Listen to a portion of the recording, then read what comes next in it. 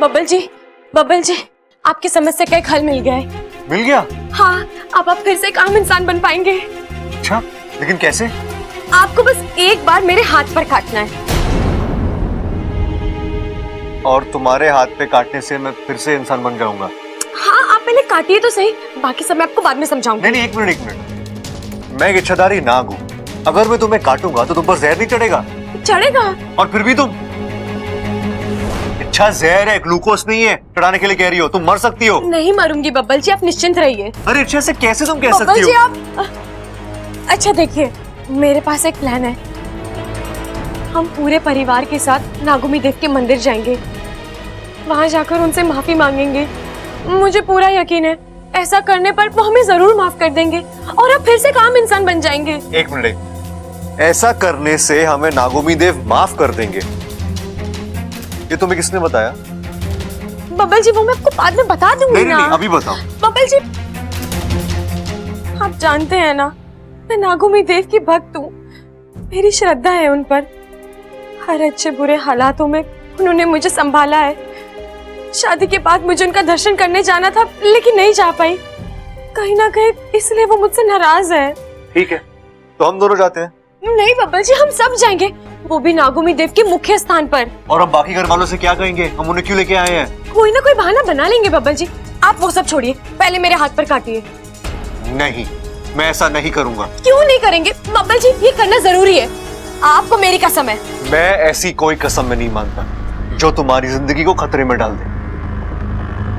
मैं चाहे तो पूरी जिंदगी एक इच्छाधारी नाग बन के रह लूंगा, लेकिन तुम्हारे साथ कुछ गलत हो, नहीं, मुझसे बर्दाश्त नहीं होगा। मुझसे भी आपकी हालत देखी नहीं जा रही बब्बल जी, इसलिए कह रही हूँ, मान लीजिए मेरी बात। नहीं, कभी नहीं।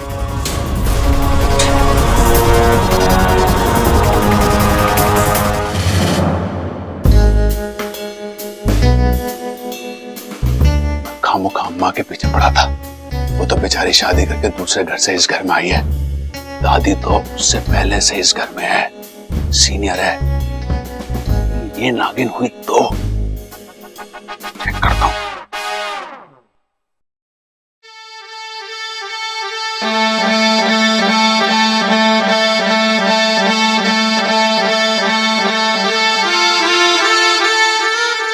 अरे ये भोपू कौन बजा रहा है?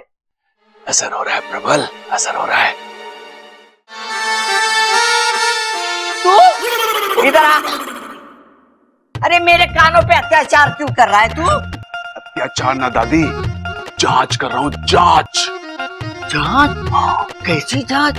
अरे दादी, मैं ये देख रहा हूँ कि इस बीन की आवाज पे तुझ पे कोई असर होता है या नहीं। मेरा मतलब है कहीं तू वो इच्छाधारी नागिन तो ना है जो दादी को नागिन बोल रहा है? शर्म नहीं आती तुझे? दादी बस एक बार चेक करने दे, मुझे तसल्ली हो जाएगी कि तू नागिन है या नहीं। दादी थप्पड़ मारने से पहले पूरी बात तो सुन ले।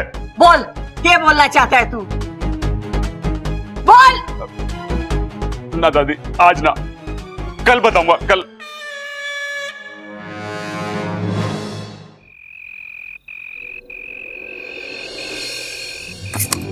अप्पू तो गया डॉक्टर के पास, अब इस छाते की कोई जरूरत ना है। सुबह इच्छा के चक्कर में बात अधूरी रह गई। अब अच्छा मौका है, सबल की परीक्षा लेकर देखता हूं कि ये इच्छाधारी नाग है कि नहीं।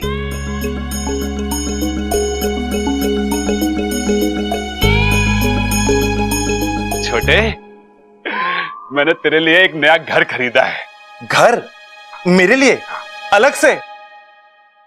भाई आप अगर मुझसे नाराज हो तो मुझे सीधा सीधा मुंह पे बोलो ना, इस तरह से मुझे घर से निकालने की क्या जरूरत है? अरे नाना छोटे, ऐसी बात ना है, तेरी सहूलियत के लिए एक घर खरीदा है। मेरी सहूलियत? अरे मुझे तो कोई तकलीफ ही नहीं है यहाँ पे, मैं तो आप सबके साथ बहुत खुश हूँ। ना, मैं आप सबको छोड़ के अलग घर में नहीं जाऊंगा। अरे नाना छोटे, मैं तुझे हम सबसे अलग थोड़ी ना कर सकता हूँ। तू हमारे साथ रहेगा इसी घर में, और तेरा ये नया घर इसी घर में होगा। अरे इसी घर में? कैसी बातें कर रहे हो भाई, ऐसा तो हो ही नहीं सकता। क्या आप भी यार अजीब अजीब। अरे हो सके वाह, देख, इसमें तू आराम से रह सकता है कि नहीं?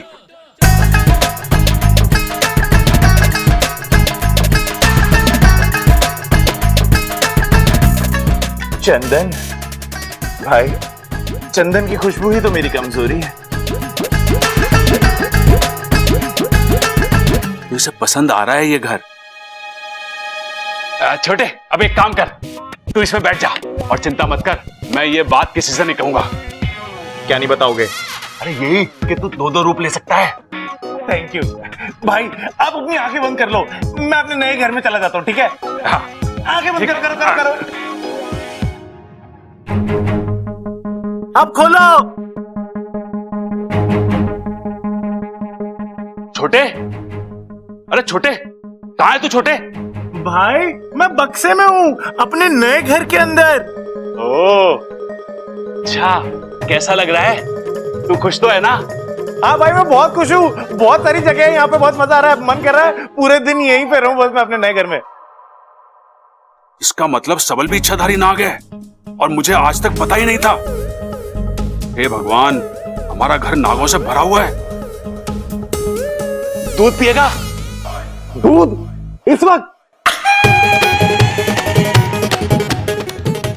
अरे छोटे, तेरे अंदर गायब होने की भी शक्ति है। तू कब इस बक्से से पलंग के नीचे चला गया? क्या भाई आप भी, मैं तो इस बक्से के अंदर था ही नहीं, मैं तो तब से तखत के नीचे था। आपने मजाक करा ना, तो मैंने तो थोड़ी सी मस्ती मैं भी कर लूं आपके साथ। लेकिन तू तो इसमें, अरे क्या भाई, मुझे एक बात समझ में नहीं आती, हर बार इतने अजीब अजीब से मजाक लाते कहां से हो आप? आप खुद ही सोचो, क्या मेरे जैसा हट्टा कट्टा नौजवान इस बक्से के अंदर रह सकता है? इसमें तो मेरी खुराक भी ना है। हंस रहे हो? लगता है सबल इच्छाधारी नाग नहीं है। चलो अच्छा है, मेरा एक भाई तो पूरा इंसान है।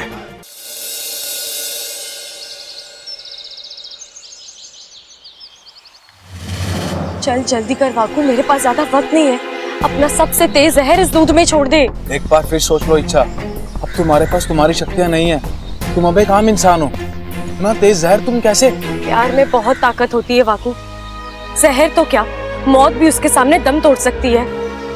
तू चिंता मत कर वाकू, मुझे कुछ नहीं होगा। चल अब ज्यादा सोच मत, अपना जहर इसमें छोड़ दे। मैं ये जहर पी लूंगी तो घर वाले मुझे बचाने के लिए कुछ भी करने को तैयार हो जाएंगे। नागोमी देव के मंदिर आने से भी मना नहीं करेंगे, बिना कोई सवाल पूछे बस वहां आ जाएंगे। जल्दी कर वाकू।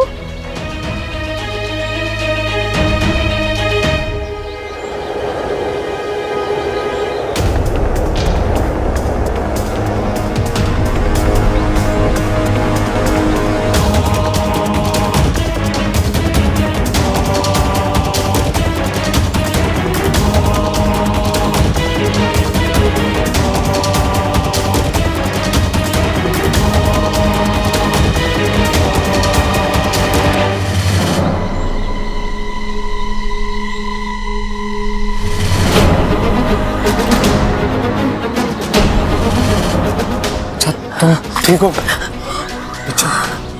मैं ठीक हूँ वाकू।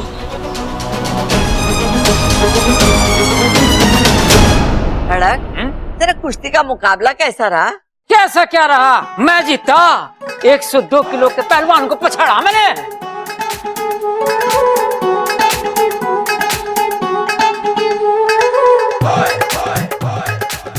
क्या हो गया भाई, ऐसे क्यों देख रहा?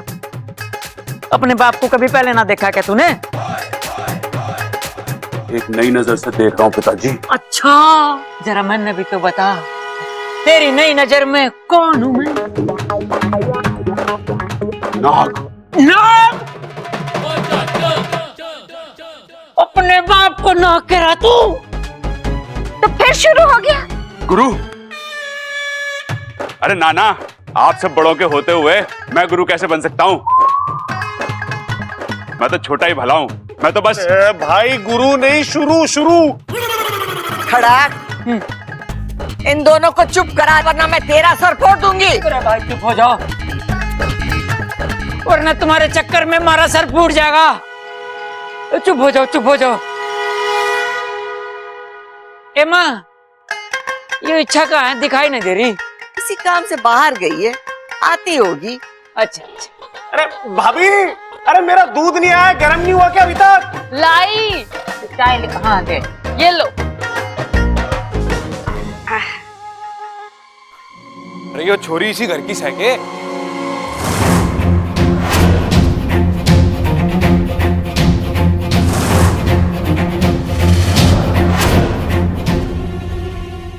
इच्छा, इच्छा, इच्छा, इच्छा, क्या हुआ तुम्हें? तुम ठीक तो हो? भाई साहब इसे हुआ क्या?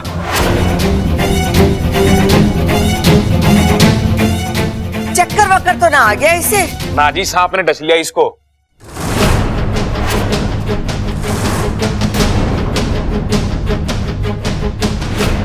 सांप ने?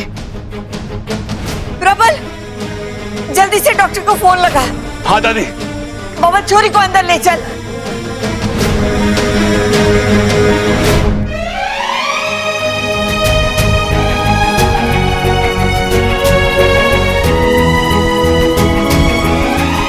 छोरा, जो तूने हमारी छोरी के साथ किया, उसका धन्यवाद करने के लिए हमारे पास तो शब्द ही ना है। अरे नाजी ना, इसकी कोई जरूरत ना है, बस आप लड़की का ध्यान रखना। चलता हूं मैं, नमस्ते।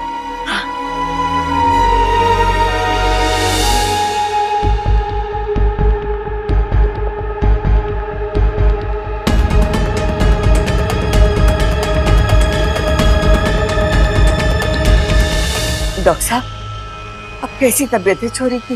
देखिए, इन्हें किसी जहरीले सांप ने काटा है, जिसका जहर पूरे बदन में फैल चुका है। मैंने एंटीडोट इंजेक्शन तो दे दिया है, पता नहीं इसका असर हो पाएगा या नहीं। मतलब इच्छा की जान को कोई खतरा तो नहीं है ना? देखिए, अभी इसके बारे में कुछ कह पाना मुश्किल है। अगले 24 घंटे इनके लिए बहुत ही क्रिटिकल है। अब इन्हें अंडर ऑब्जर्वेशन रखना होगा। अगर दवाइयां काम कर जाती है तब तो कोई बात नहीं, वरना ये कुछ दवाइयां हैं, मंगवा लीजिए। अच्छा, मैं चलता हूं, लेकिन आप लोगों में से किसी न किसी को इनके पास में रुकना होगा। अगर इनके शरीर पर नीले रंग का स्पॉट दिखाई दे तो तुरंत मुझे कांटेक्ट कीजिए।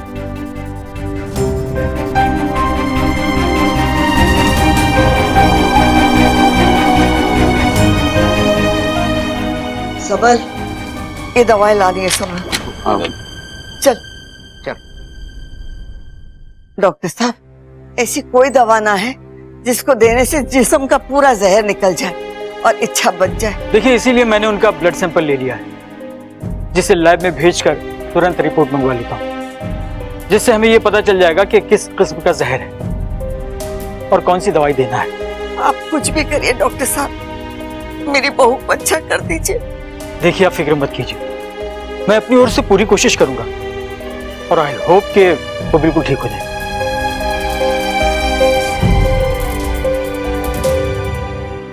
हे शिव जी, इच्छा की रक्षा कर, उसे ठीक कर दीजिए।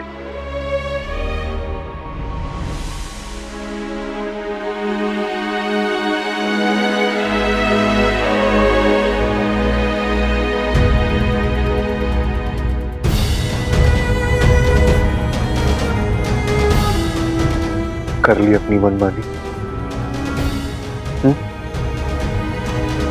हमेशा ऐसे ही करती हो तुम, हमेशा मेरे लिए अपनी जिंदगी खतरे में डाल देती हो। तुम जरा भी नहीं सोचती कि मेरा क्या होगा? हाँ, इच्छा, अगर तुम्हें कुछ हो गया ना तो तुम नहीं जानती, मैं जी नहीं पाऊंगा। इच्छा, ऐसे कैसे नहीं जी पाएंगे? आप एक आम इंसान की जिंदगी जी पाए, तभी तो ये जद्दोजहद की है मैंने। आप जानते हैं, मैं आपको तकलीफ में नहीं देख सकती। अब तुम्हारी हालत देखकर मुझे बहुत खुशी हो रही है ना? आप खामखा परेशान हो रहे हैं बबल जी। माना कि मैंने अपनी जिंदगी खतरे में डाली है, लेकिन मैं इस खतरे से बाहर निकलना भी जानती हूँ। तभी तो ये किया है मैंने। बब्बर जी, मैं अपने आप को कुछ होने नहीं दूंगी, क्योंकि मुझे अपनी पूरी जिंदगी आपके साथ बितानी है।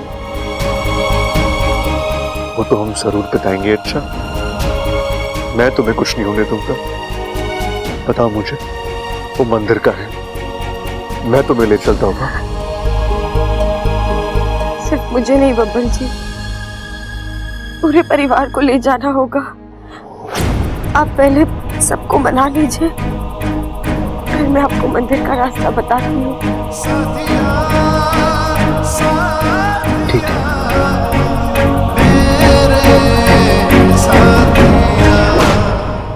दादी, चाची ठीक तो हो जाएगी ना?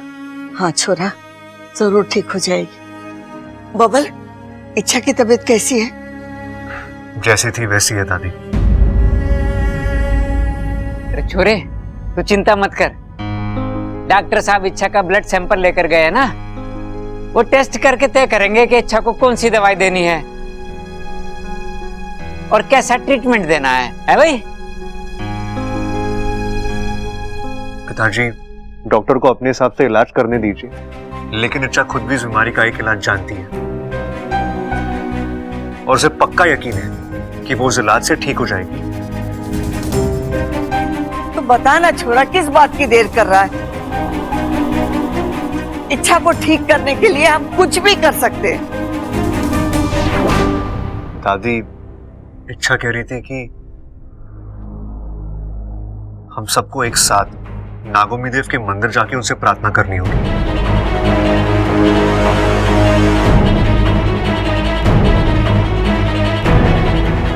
उनसे माफी मांगनी होगी कि अगर अनजाने में हमसे कोई गलती हुई है तो वो हमें माफ कर दे, और ऐसा करने से नागोमी देव इच्छा को ठीक कर देंगे। नागोमी देव यानी नागों के देव? जी। ये वही है ना जिन्हें इच्छा बहुत मानती है? बब्बल, कहाँ है वो मंदिर?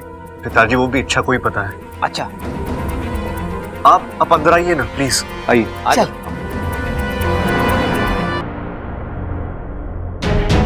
इच्छा, इच्छा,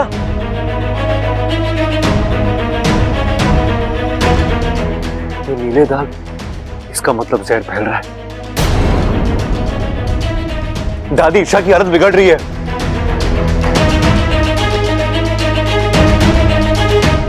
इच्छा पे दादी, हमारी आवाज सुनाई दे रही है ना छोरी? देख छोरी, जो तारी श्रद्धा वो हमारी श्रद्धा। तो बता दे, वो मंदिर कहाँ है? हम सब तेरे साथ चलेंगे वहां।